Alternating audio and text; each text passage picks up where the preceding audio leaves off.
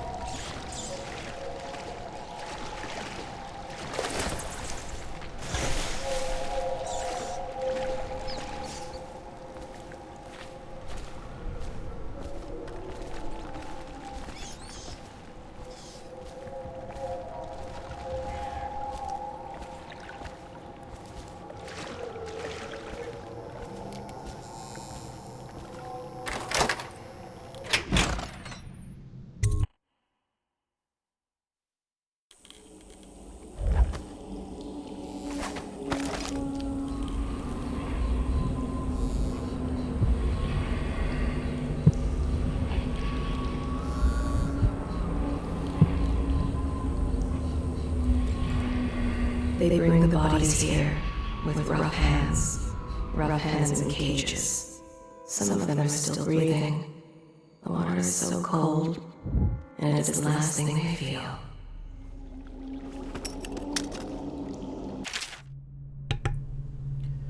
Corwin. Imagine the firepower of a tall boy, but the speed and ease of concealment of a pistol. With this new technology, any soldier with a steady gun arm will be a force to be reckoned with. Make sure it gets to the Lord Regent without delay. Loxley.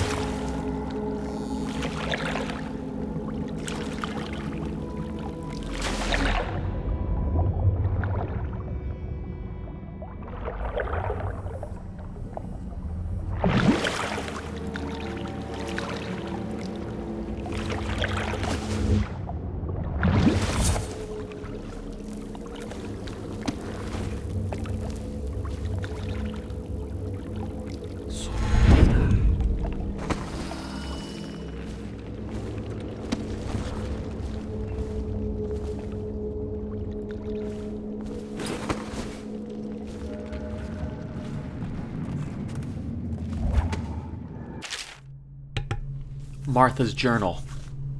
The whalers came in greater numbers last night. We ran as soon as we heard the odd sounds they make, but half of our men fell before we could scatter. Larian says they aren't whalers at all, but cultists hiding their faces behind masks from the old oil processing factories. We should have moved out when they first started skulking around. They're after the old Chamber of Commerce building for the same reasons we settled here. It's secure, fairly dry, and there's a tunnel underneath, leading straight to Rudshore Gate.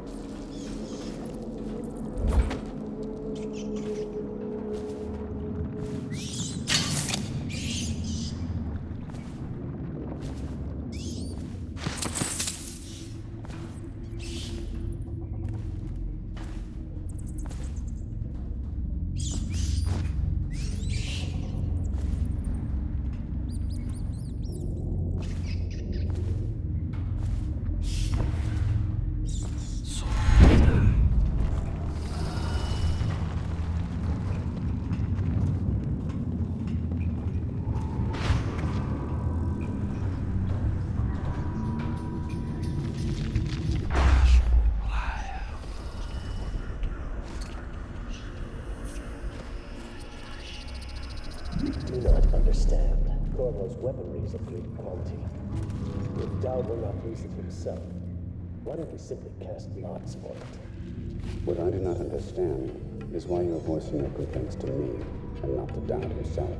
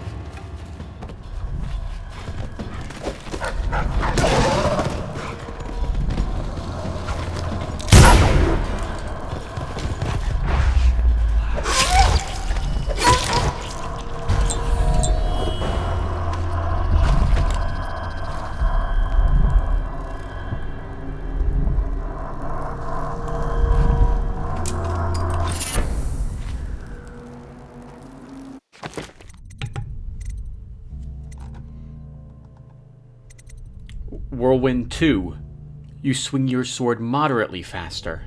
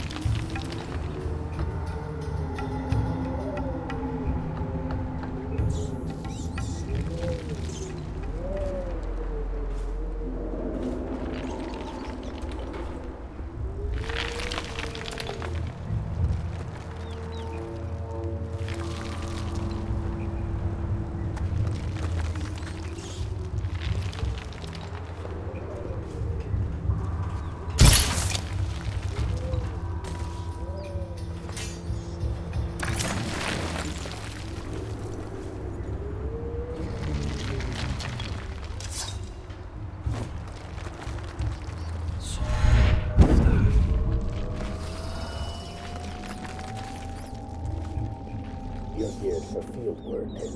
I have a job tonight. What's the delay? I am gate-bound, not river-bound. And Dowd holds the key to the tunnel and is asked not to be disturbed. Is that it? Correct. This prisoner we took, the bodyguard who was with the Empress, seems to trouble him gravely. Yes. I feel that we've reached a turning point tonight. Yes. Good luck on your assignment when you're permitted to leave.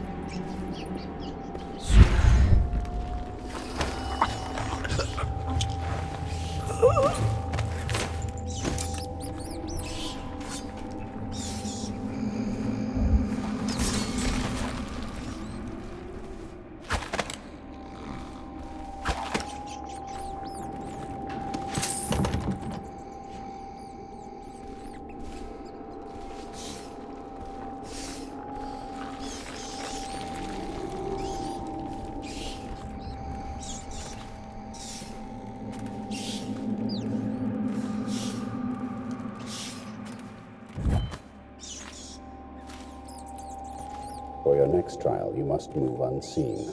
Stay in shadow and avoid the light. Cross to the other side of the room without attracting notice.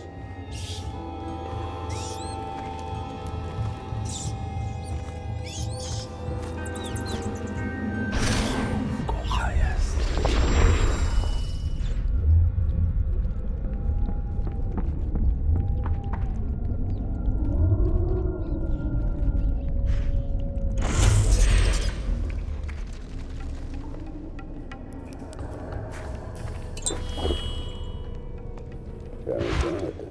I did not see you approach. Now, attempt to transversal. Do not focus on your destination with your eyes. That is folly, and will limit the potential of the power. You know the layout of the room. Instead, focus on where you wish to be standing, and it will be so. Excellent. We have no more to teach you for now. Return to your place of rest.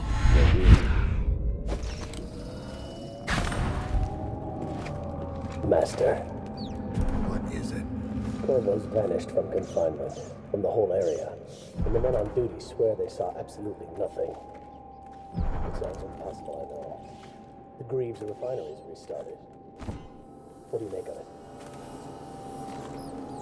That he knows your work better than you do. Deal with the sentries as you see fit. As for Carvo, I suspect that in time he will come to me here. He'll have to.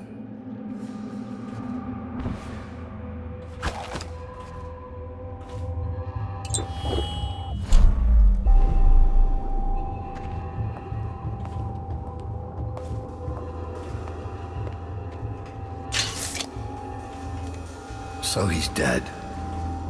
Farewell, Lord Regent. Royal Spy Master. Hiram Burroughs. You small, worried man. You'll never know how many times I've thought about trying to get close to you again. Just to put a piece of sharp metal in your eye. But someone beat me to it. Someone very dangerous, it seems. Good riddance to you, sir. So many schemes you had, and so many contracts. How many people did I kill for you? None like the last. None like her. I'd give back all the coin if I could. No one should have to kill an Empress.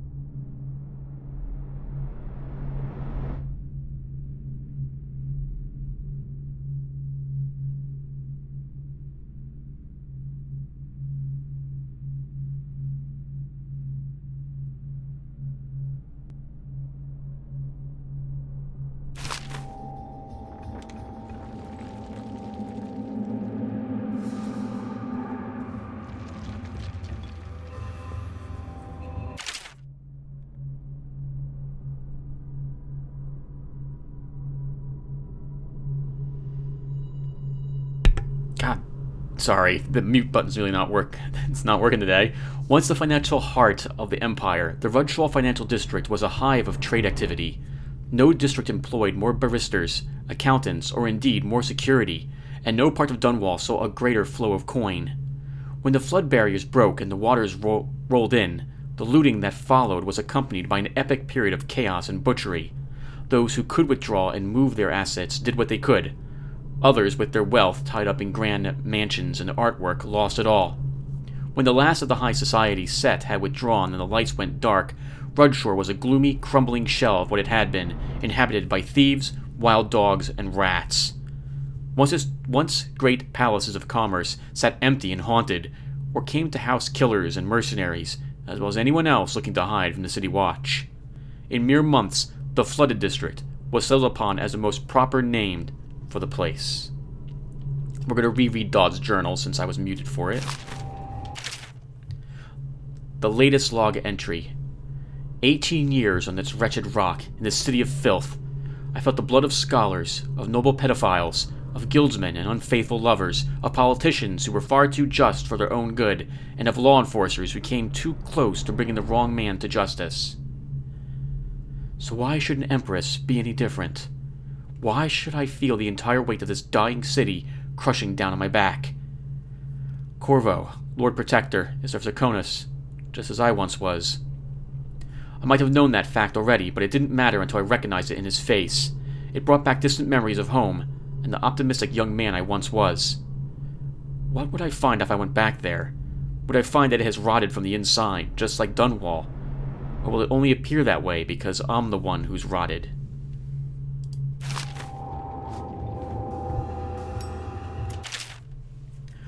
Excerpt from a historical record of government positions and ranks. Throughout the ages, rulers have always faced attempts on their lives. Once in a generation, the empire is rocked by the death of a powerful political or religious figure. As such, city-states across the Isles have devised varying strategies for protecting their leaders.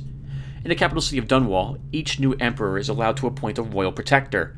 This is far more than a trusted bodyguard, much more revered than the hand-chosen guards defending Dunwall Tower or the food tasters.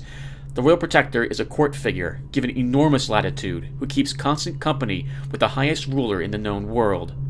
At the age of 12, the young monarch participates in the selection process, making the final decision about who will safeguard his or her life. While most of these chosen as royal protector have been men, several times throughout history a woman has served well in the role. For the first time in Dunwall's history, a monarch has been slain by her own bodyguard. At the time of this writing, with Dunwall in the grip of the worst plague ever recorded, our fair Empress Jasmine Caldwin has just been murdered.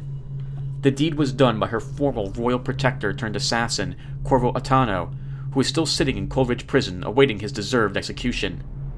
Some argue that it is worth noting that Carvo Attano is the first royal protector in history of the Empire born outside of the Isle of Crystal. The Lighthouse. Excerpt from a recent historical work on King Sparrow Island. King Sparrow Island sits in the middle of the Wrenhaven River, and up through the previous century it was only used by fishermen for occasional religious ceremonies. During the time of the Morley insurrection, a fort and naval dock were added to the island as a means of protecting the city from attacks by sea. In the time of the Rat Plague crisis, shortly after the tragic death of Empress Jasmine Caldwin, Dunwall's acting regent Hiram Burrows commissioned the construction of a modernized military installation and lighthouse on the island.